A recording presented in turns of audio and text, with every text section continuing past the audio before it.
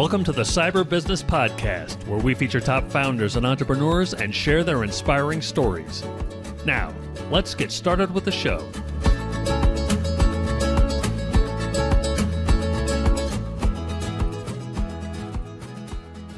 Matthew Connor here, host of the Cyber Business Podcast, where we feature successful business leaders, top law firms, green energy companies, and more. Today, we're joined by the author of Blue Collar Cash and the president of Rusk Industries, Ken Rusk. Ken, welcome to the show. Thanks for having me. I appreciate it, Matt. Pleasure. Before we get too far in, a quick word from our sponsors. This episode is brought to you by cyberlinks.com. That's cyberlynx.com. Hackers find ways to bypass security every day. The modern business is like a massive house. It doesn't matter how much or how little you spend on your security system. If you don't have a way of knowing when criminals have found a way to bypass your security, they're going to get in and do what they came to do. So if you don't have a way of detecting intruders that have found a way past your security, check out cyberlinks.com. That's cyberlynx.com. And now back to our show. Ken, so let's jump right into your book, Blue Collar Cash. Love the title. Love what it's about. For those who aren't familiar, can you give us a little overview? Yeah, well, basically, I wrote the book because I had been hiring.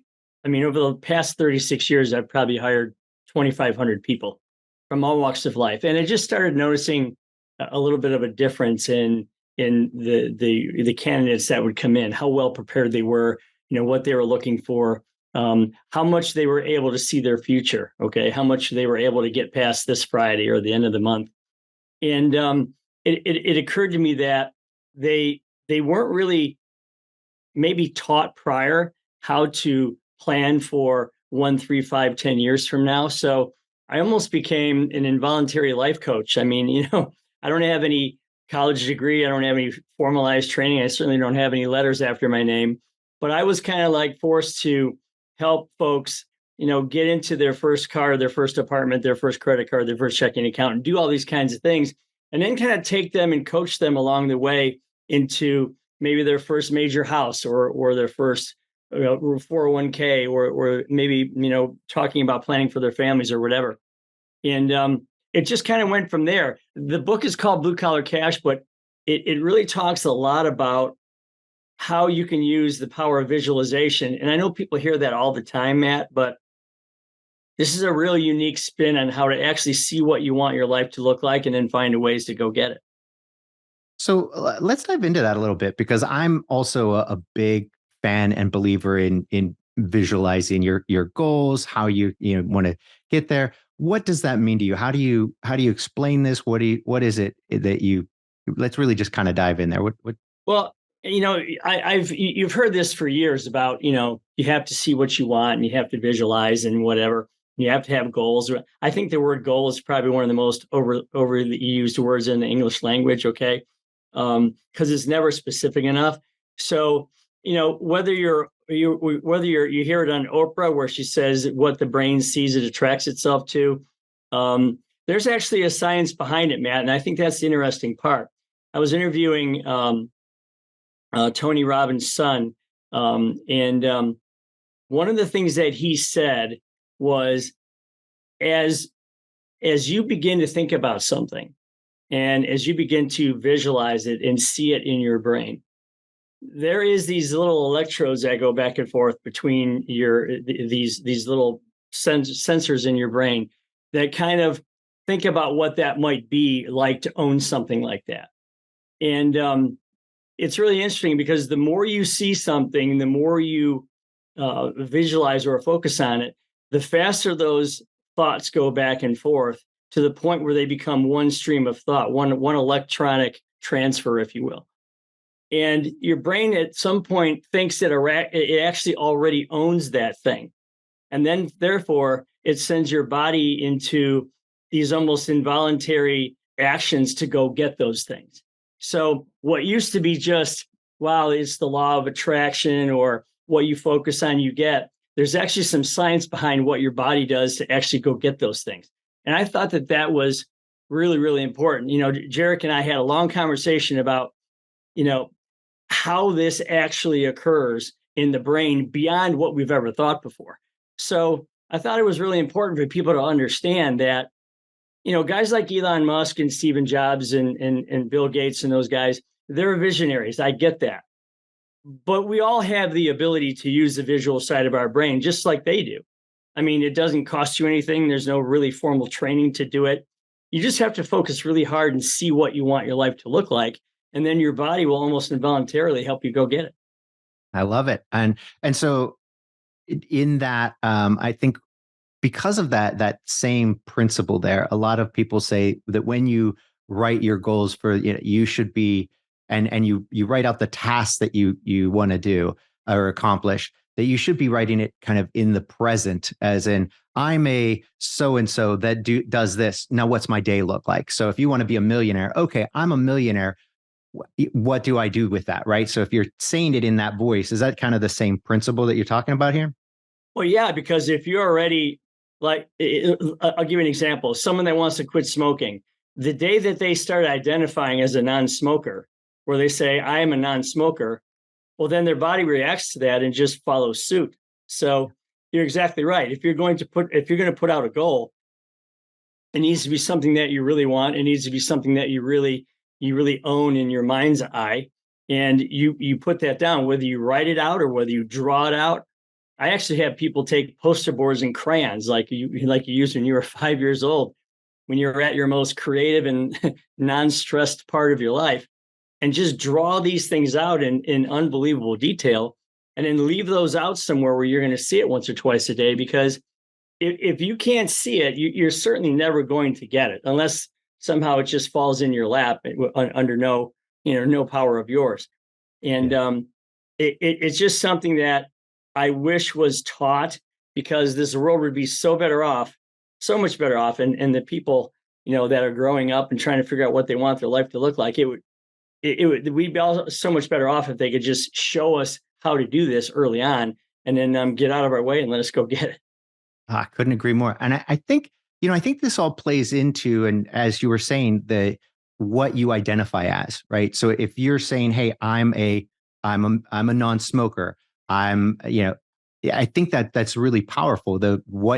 Because no matter what we do, it's all based on that. We feel really uncomfortable, and we justify things because we truly believe we're a certain way, right? So if we're, hey, look, I'm a good person, I'm not going to do something that I think is what a bad person would do, right? So I think when it comes to these goals, and even at those early ages, when you tell a kid, oh, you're a genius, right? They did that whole bit where they tell these kids they're going to be, they're geniuses. They're going to, and those kids do great because they identify as that. They believe they're those things, and then they make that happen. So much to your point there with goals as well, right?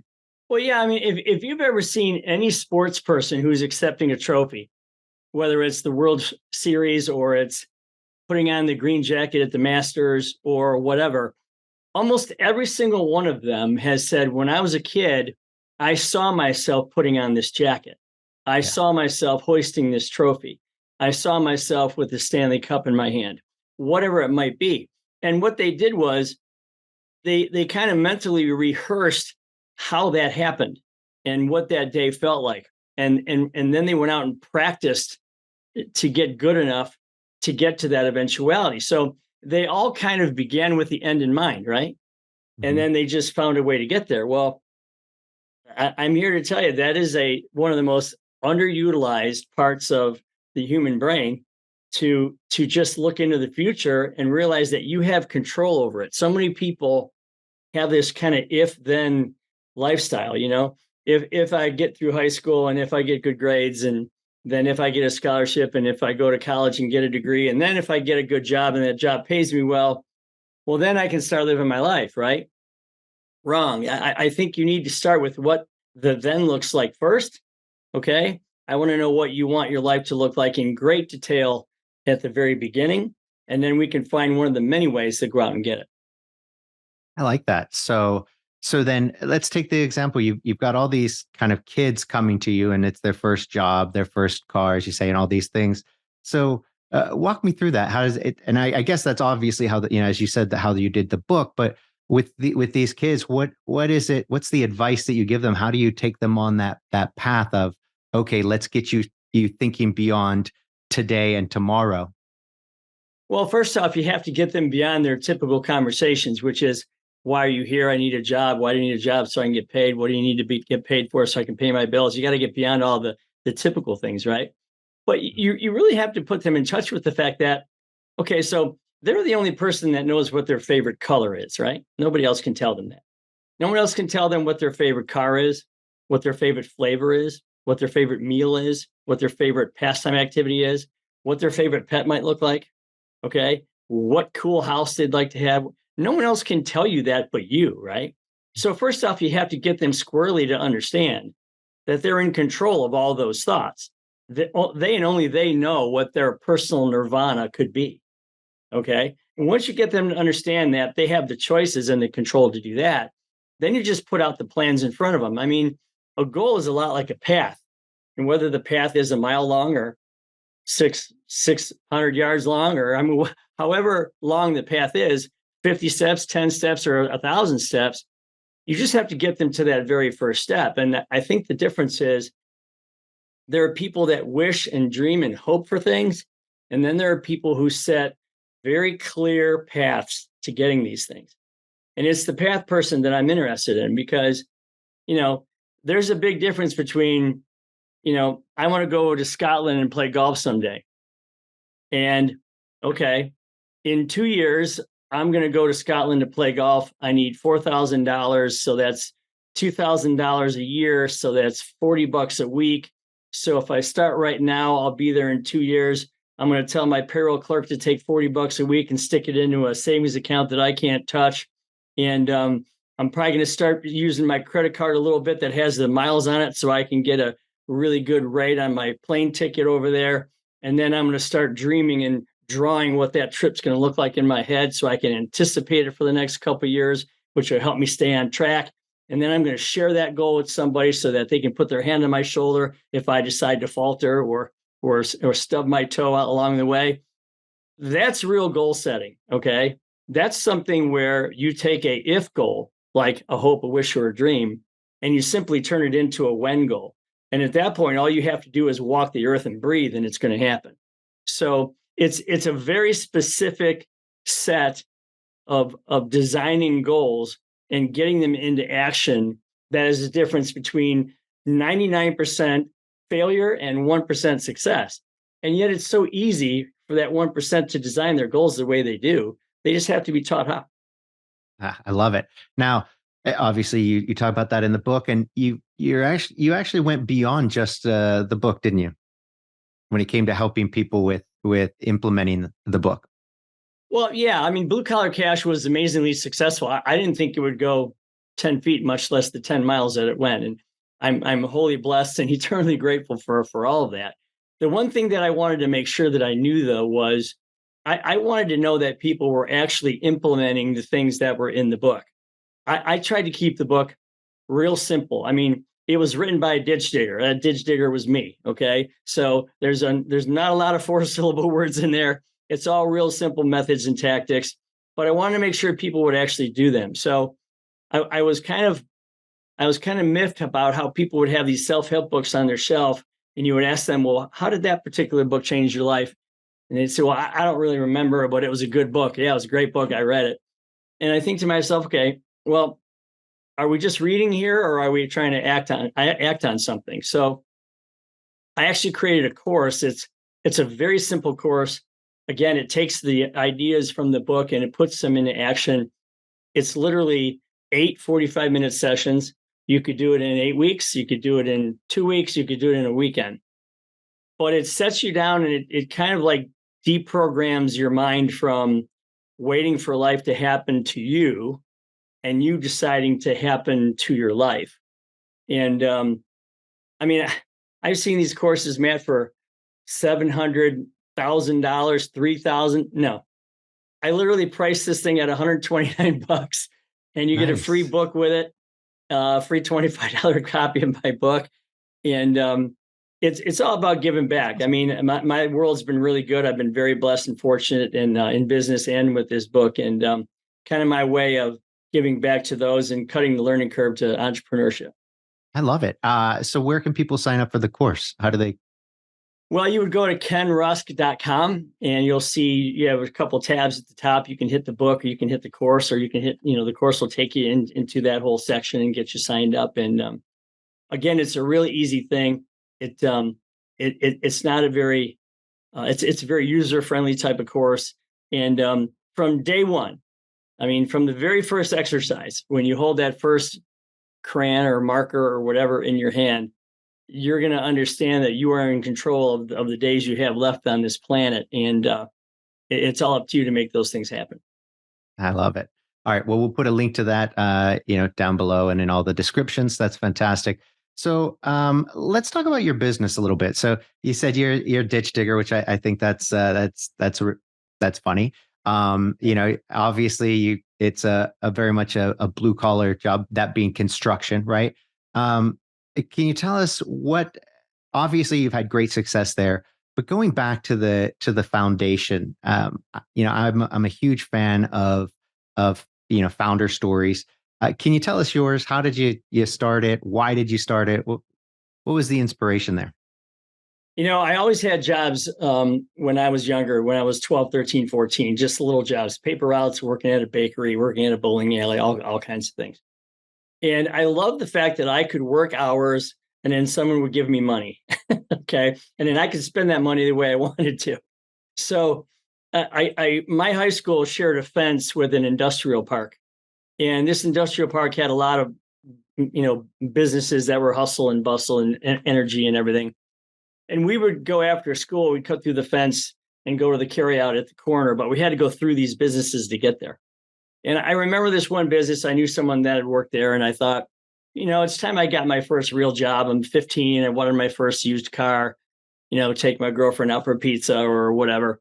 And so I went in and I said, what do you guys do? And they said, well, we're ditch diggers here. We fix old, wet, smelly, damp basements. And I said, I'm qualified to do that. I think I can pull that off. So I would dig ditches in the summertime when I wasn't in school. And then in the wintertime, I would work in the office. And it was neat because I got to see both sides of the company that way. So when I got to be 18, 19, it was like, okay, are you going to college or what are you doing? And about that time, I was approached to go help open branch offices, new offices from scratch. We were franchising the business. And so I traveled to Chicago, Columbus, Cincinnati, Pittsburgh, and opened up these new offices from scratch as an 18-year-old. And that was a pretty cool kind of life lesson because I was able to learn how to build a company basically on somebody else's dime and get it started and then get it operating and then move on to the next one. And it was a really cool educational time for me. So I did that for 3-4 years, got tired of living out of a suitcase. And I said, it's time to move on and do my own thing. So I moved back to Ohio and moved to Toledo, Ohio, I should say. And we opened up our company in 1986 with about 6 people. And we have over 200 today. So it's been one hell of a ride.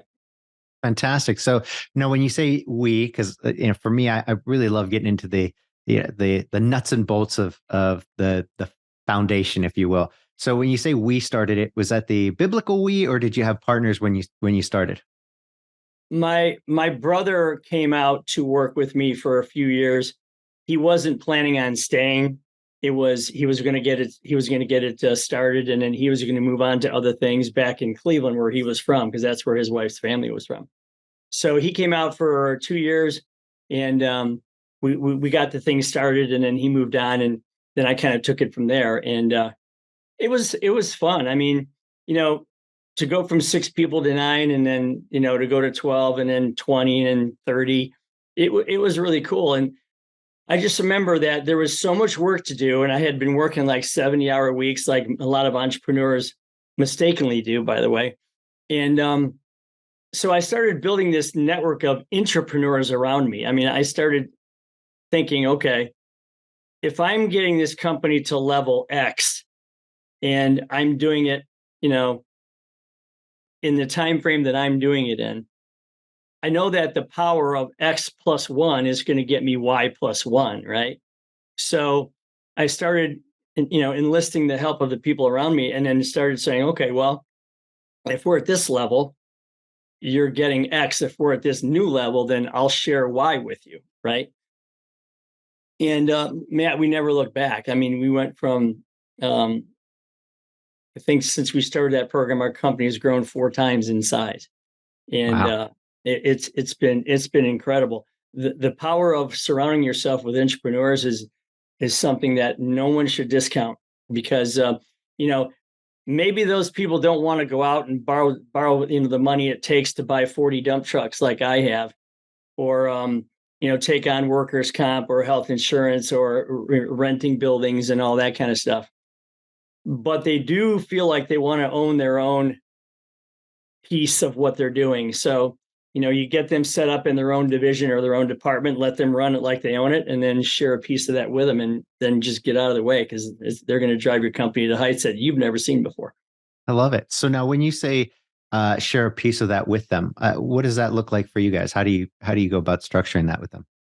Well, it's in my mind, people, when they push back on the idea of entrepreneurship, sometimes they say, well, I can't afford that. Well, I say, well, you're not affording it yet. Okay. You're only sharing what new money comes in beyond what you've already performed to, right? But beyond the level that you already have. So if there's monthly, quarterly, and annual bonuses based on the growth, then why wouldn't you be willing to give up some of the money that you don't even have yet? Yeah, Right. I exactly. mean, like, again, if I have X and I get to, and that gives me Y, but I use X1 and that gets me to Y1. Y1 is something I didn't have a month ago. So why wouldn't I be willing to share some of that with this group? And we usually do that in a pretty serious, work hard, play hard kind of way. So it's a lot of fun to make those things happen.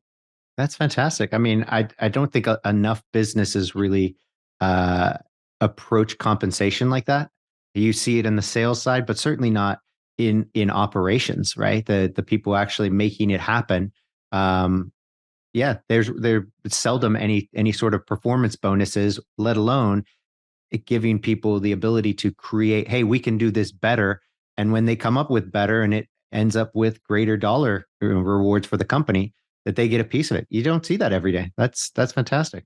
You know, it is fantastic, and it's very powerful. And I would encourage anybody out there listening to put that type of practice into play. But I think one of the odd things is there's so many entrepreneurs out there who, they go home to their wives or their husbands, and how's your day, honey? Oh, well, I fixed this and I did that and I yelled at this and I created that and I built this and I dictated that. And, they beat their chest, and they're so proud of their 70-hour work weeks but really, is that why you did it? I mean, I didn't open my company so I could be, chained to it. I didn't want my business to run me. I wanted to run my business, and in all aspects. But I also recognize that there's a hell of a lot of balance that you need in your life. So if you're truly going to fill all these buckets at the same level at the same time, you're going to need help doing that. So to all those people out there, I say, let go of the ego, man. You're still going to be the boss. You're still going to be the owner. No one's going to look at you any differently because you gave up some control. They'll probably see you as a visionary. Okay. They'll Hmm. probably see you as someone who is, really, really smart enough to know what they want for their future, for themselves, and for their company. And I would challenge them to make this statement. I would challenge them to stand in front of their office staff and say, just so everybody knows here, I can't get what I want, nor can my company get what it wants or needs until all of you get what you want and need first. Okay, because it's true, right? Most companies are input output scenarios, right? There's the input of the employees, there's the work, and then there's the output. And you, as the entrepreneur, are usually solely parked at the end of the output side, right? So that's where you get your rewards. And I just say, if there's a whole group of powerful people making a lot of great things happen, well, then I'm going to win anyway. So I don't need someone to stand there and look at me amongst 200 people and go, oh, he must be the boss guy. I don't need that. Yeah. I need to live very well, and I am, thank God. And I need for the people that are helping me push the company to live well too, and they do as well. So it's great. So you've alluded to it a few times, the 70-hour work week. Um, and is that the kind of advice, is that where your advice is coming from, that you suggest if you're spending 70 hours a week, kind of rise and grind, and you're taking on more than is kind of humanly necessary, right? You're just taking on everything, then the mistake you're making is not empowering the other people around you to do more. Is that what you were alluding to earlier? Well, yeah, I mean, you can put this in any other scenario. I mean, back when you had a farmer and his wife, they did everything, and then they had a kid, and then they had two, and then they had three, and the farm grew, and then they had five kids, and the farm grew, and so it was just a natural progression, right? So if you're finding yourself saying, "Yeah, I own my own company, but I can't play golf. I haven't taken my wife out on a date in a very long time. I don't see my kids that often. I'm stuck on airplanes. Why did I do this? Okay, I thought this was going to be really cool." If you're finding yourself, I mean, if you think about it, so in a typical day, don't you kind of work 1/3 of the day and then you live the other 2/3, right? You work, there's 24 hours, right? You sleep 8 of them. You eat, bathe, and be with your family and do your personal things and your health and your well-being and your hobbies in the other 8 hours, and then you work the other 8. So where does it say that you're supposed to work 12 hours every single day and feel like, oh man, that's so cool that I do that? I'm killing myself, but man, look at me go. Nowhere does it say to do that. So I'm saying if you're in that situation, lay off some of that stuff on other people, give them a piece of the growth, and then get the hell out of the way, because you're going to have a seriously successful company in a very short period of time. And then you're going to look back and go, man, why was I basing what my personal success or my personal value or whatever on the hours I put in there? Why was I doing that? I should have been doing it based on how I feel about my life, how I feel about the people around me, their life, and how this company's growing, right? 100%. I couldn't help but notice, I think, for a ditch digger, that is a pretty nice watch you've got on there. So I don't, as you, as you said, that's the benefit of that, right? You empower those around you, and you get X plus one or Y plus one. It's a whole lot better than what you could do digging all the ditches yourself, right? Yeah, there's things. I mean, every one of us has goals in our life. Okay, so I one of the things that I do is I love cars. I'm a boater. I play golf. Those are my things, and it's fun. They're hobbies. You don't have to worry about these things forever, because you really don't ever own anything. You just rent them for a while, right? Yeah. But yeah, I have a lot of fun doing a lot of things. I enjoy my life. I enjoy living well, and but I really get a big kick out of seeing the people that are next to me or around me, behind me, however you want to put it, living their best lives too. It's really fun when you've kind of made it to a really great place. Whether you call it the top of the mountain or whatever you want to say, to turn around and see those people walking up the mountain behind you and kind of give them an arm up. It's really cool to see that happen. And I do it every day. I mean, we've got this goal board, Matt, on the wall here at the office, and this board's probably 10 feet wide by 8 feet tall. I guess it's giant. And it's one of those black glass boards that you hang on the Mhm. wall. And we have these really neat neon markers that you go up and you write your goals up on the board. It kind of looks like the menu at a Mexican restaurant, the margarita special, right? Uh-huh. So we have all these goals, and there's 50 of them up there at any one time, and they're all live. If the goal isn't live, you can't have it up there. And then we also have another board next to it, which has all the accomplished goals over the years. I did this, I went there, I built this, I got that, I drove it, whatever it was. And it is so fun to go and stare at that list, and see all the things that the people have done. Because what happens is, as soon as somebody does one of these goals on their own, where they and it could be something small, I want to pay off a $2,000 Visa bill that I have because it drives me crazy. Okay, cool. Well, let's do whatever. Okay. Let's do however many dollars a week to pay that off in a year. Okay, good. Once they do one of those, then they go, okay, now I can think a little bigger. Now I want to do this and then I want to do that. Pretty soon, they're anticipating 3, 4 goals at the same time, and they're all up on the board. And these people become like goal crushing machines. And they do it through their results. And the cool thing is they become selfish in the best possible way. I don't mean selfish at the detriment of others. I mean selfish, right? And you'll see them working for themselves first and you second. That's fine. I mean, that's actually good. Yeah. Because if someone thinks that they can win with and through your organization, you got a winner there for them and for you. Find as many of those people as you can and then watch what happens. That's great. So I can't help but as you tell that, envision all these, I'm gonna call them kids, all these young guys who come in to dig ditches, with and for you there. And they're putting up their goals on the board. What happens to them as they kind of progress? I mean, do you see a lot of them progressing off and going off in their life, and they go to new heights? Do you see a lot of people just what's that look like? What are let me clarify. Kind of the highs and lows. I'm sure you've had some really great, lovely success stories where kid came in and it was not so great, and then you've helped them on their way using the principles you put in the book. Can you give us a kind of highs and lows there?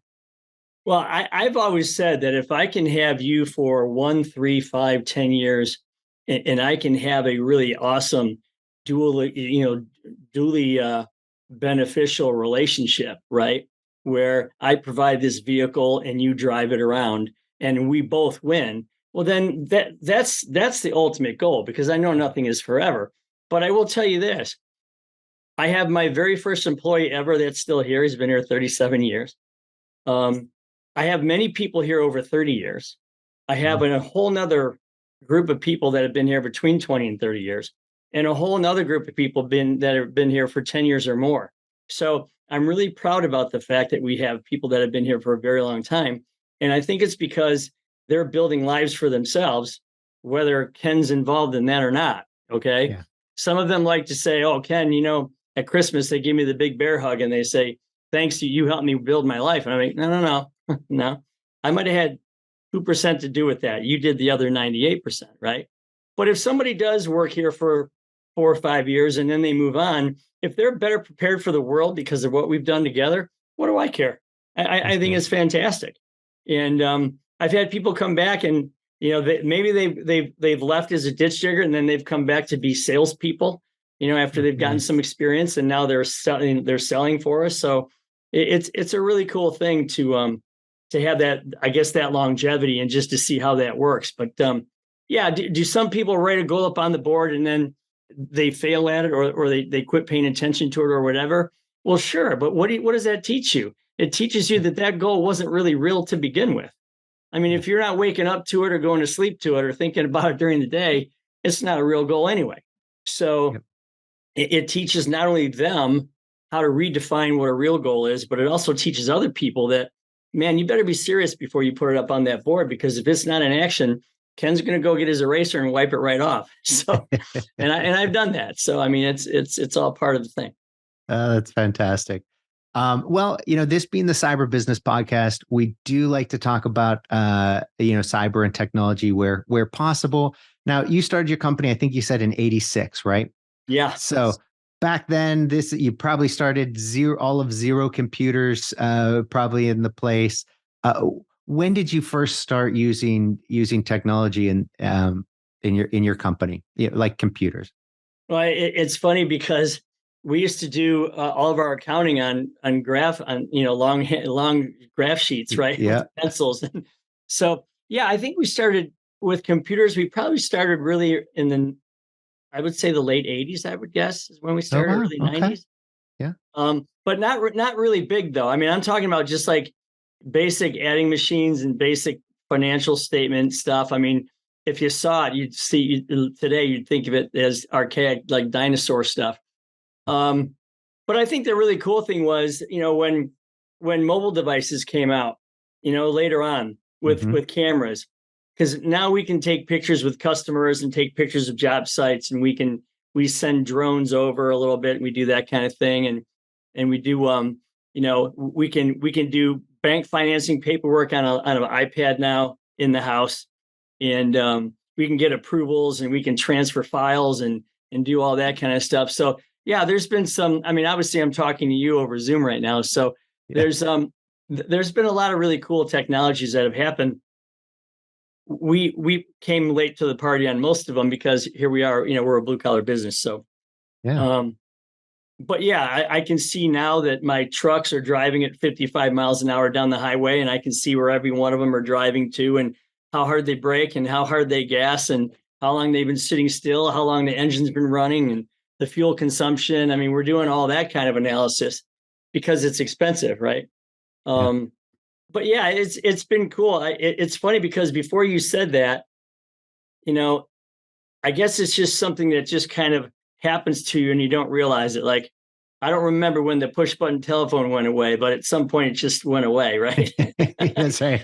Or the rotary dial, right? Yeah, or the rotary dial. Yeah, or even when your house phone went away altogether, right? Right. So I don't remember when that was, but it just kind of happened. And I guess that's kind of what happens with technology. You just kind of like morph into it without even realizing what's happening. Yeah, no. I mean, I remember the days where you could go out and people didn't know where you were. There was no way of getting in touch with you. None. You did not have a cell, and it was fine. Nobody's freaking out. Now, if it's more than 30, somebody texted you and you didn't reply within 2 minutes, they're calling the cops. They're calling everybody you know. Like, what is Matt dead? No, Matt was just busy for a minute. Right? It's ridiculous.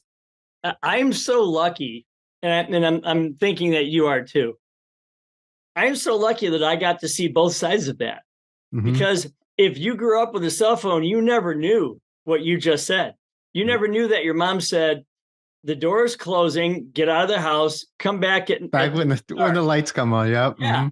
And you were gone all day on your bike, and you had nothing to do but just play and have fun and do whatever, right? Yeah. A lot of that is what's causing some of the problems in our society today. I will tell you that for sure. But I'm glad that I got to live on both sides of that fence, because there's a lot of days when I wish we went back to some of those simpler times. That's for damn sure. 100%. I think that where people get confused, and it's so easy to get confused with technology, to let it just kind of take over.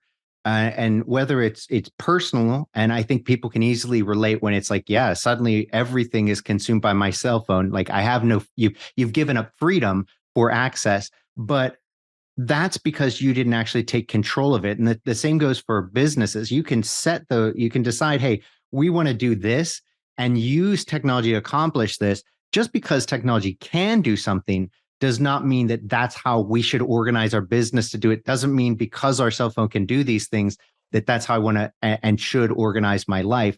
And I think people just kind of, they don't realize that all too often, because you can turn it off. You can put it on do not disturb. You can, just put it aside, focus on what you need to do, and not get the ding, ding, buzz, buzz, beep, beep constantly, and be constantly distracted, because you simply can't be as productive when you're constantly being distracted by your phone with a new notification every 30 seconds. Yeah. There's a couple of points to that. Number one, I don't think AI is going to come and plant trees in your front yard anytime soon. You know what I'm saying? Or do your hair or your nails. I do think you could mount AI on the tip of a blade of a bulldozer, and it'll tell you how to level a parking lot faster. Okay. Or where to water a golf course, because it's dry in certain areas and wet in others, and you don't need to water the whole damn thing. Right. So yeah, that's one thing. The other thing is, I'm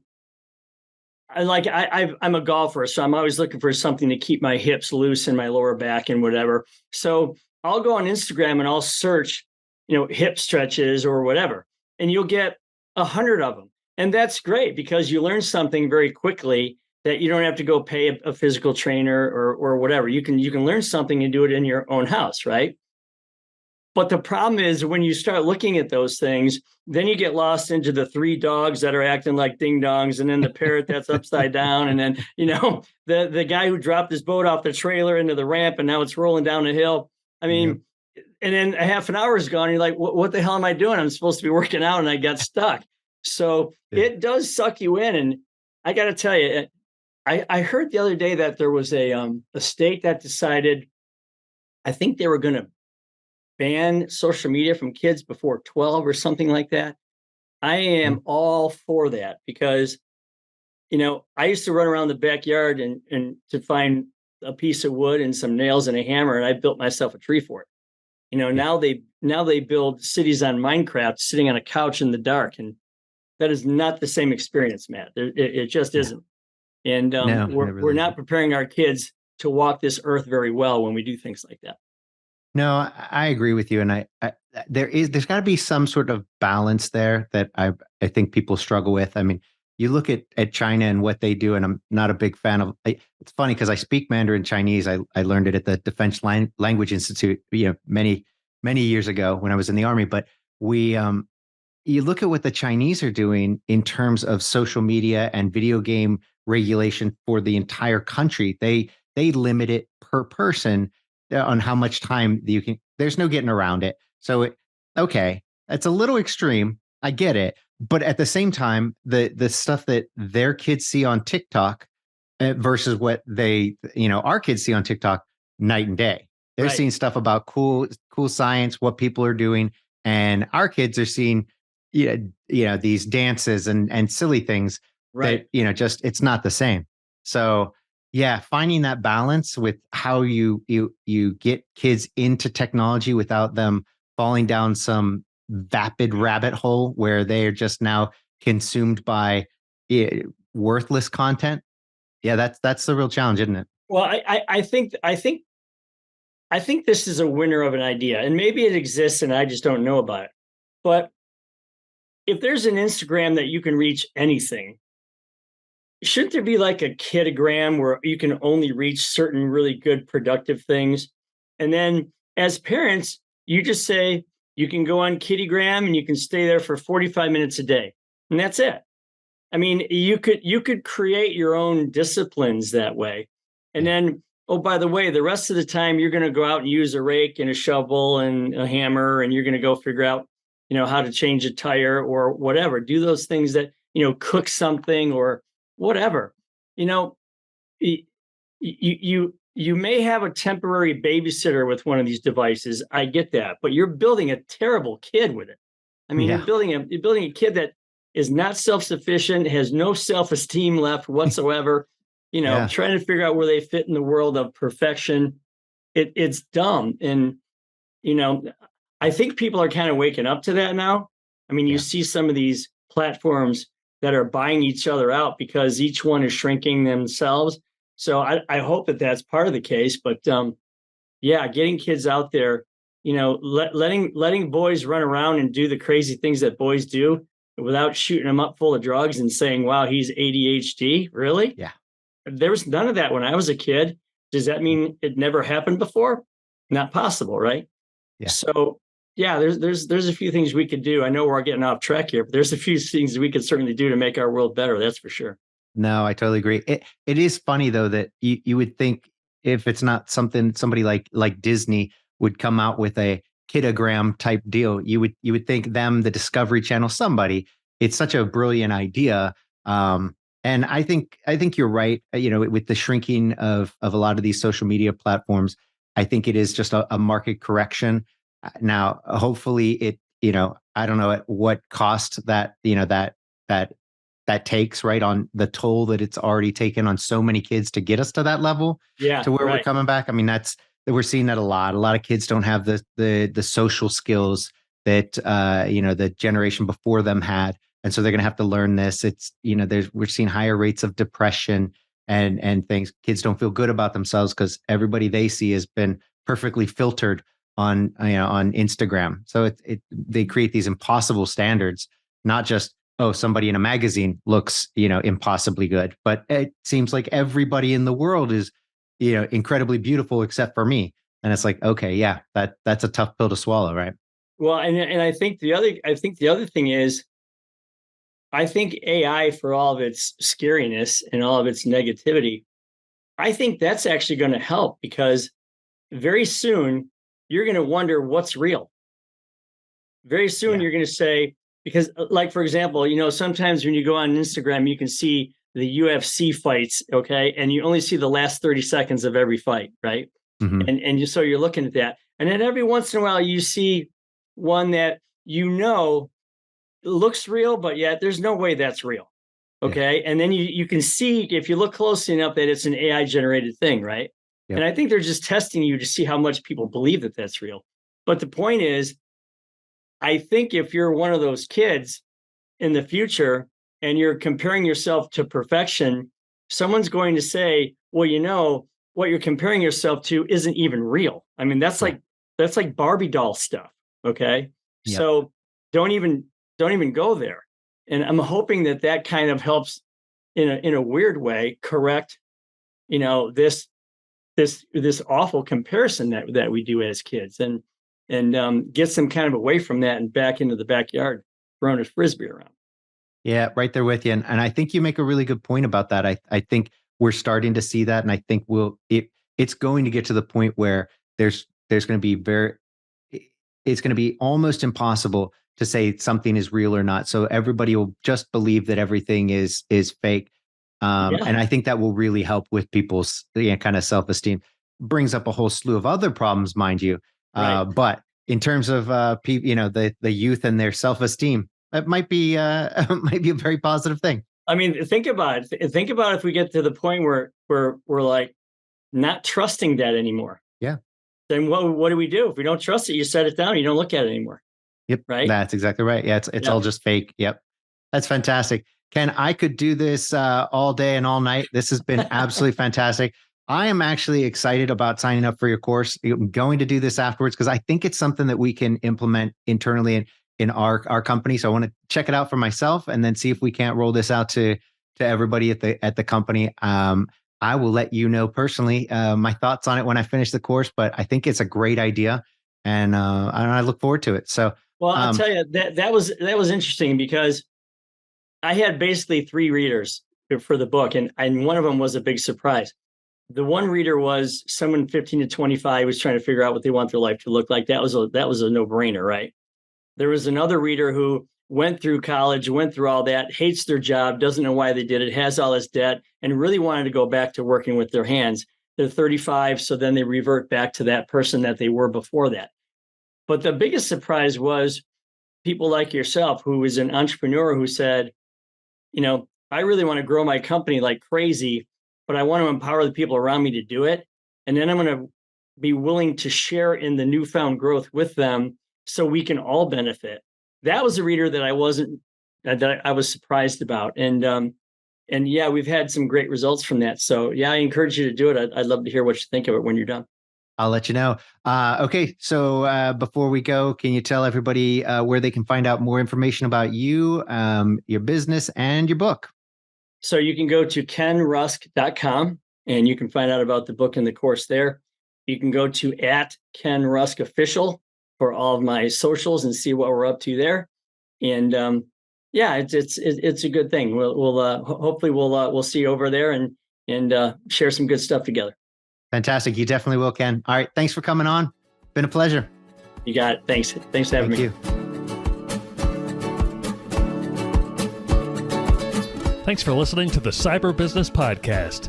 We'll see you again next time, and be sure to click subscribe to get future episodes.